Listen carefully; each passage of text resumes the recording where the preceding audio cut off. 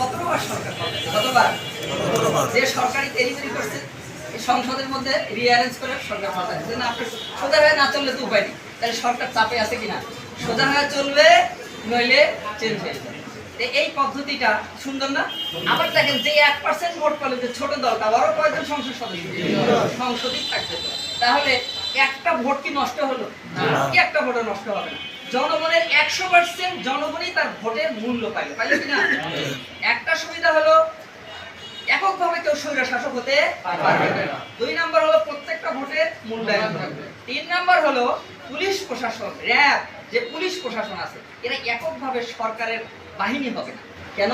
ও চিন্তা করবে আমি যদি সরকারের পক্ষ নিয়ে বাড়াবাড়ি মারামারি অতি অত্যাচার করি তাহলে বিরোধী দল তো আমার বিরুদ্ধে ওখানে কি তুলবে, সংসদে অনাস্থা দিবে, এটার বিরুদ্ধে একটা ঝড় তুলবে, তখন তো আমার বিপদ হয়ে যাবে। কাজেই পুলিশও এককভাবে সন্ত্রাসী করবে, পুলিশও সোজা হয়ে যাবে, তাই না?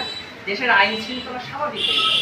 পাশাপাশি যে যত ভালো দেশ পরিচালনা করবে রিঅ্যারেঞ্জ করে তাকেই সরকারের দেওয়া হবে। আল্লাহ আল্লাহ করে যদি জামাত ইসলাম যদি দ্বিতীয় দল হয় আর যদি পরের বারও সুযোগ একাধবার পায়, তাহলে জামাত ইসলাম সারা জীবন পকেটের টাকা দিয়ে রাজনীতি করে, টাকা খাওয়ার জন্য। একটা গার্মেন্ট দখল করেছে সারা বাংলাদেশে, প্রমাণ দেখাতে পারবেন? একটা হিন্দু বাড়ি দখল করেছে, প্রমাণ দেখাতে পারবেন? কারো জায়গা জমি দখল করেছে? কারো ধর্ষণ করেছে? কারো উপরে সন্ত্রাসী কর্মকাণ্ড করেছে? কোনো প্রমাণ নাই। বরঞ্চ পকেটের টাকা দিয়েই তারা জুলুম নির্যাতন সহ্য করেছে, জেল কেটেছে, ফাঁসি হয়েছে।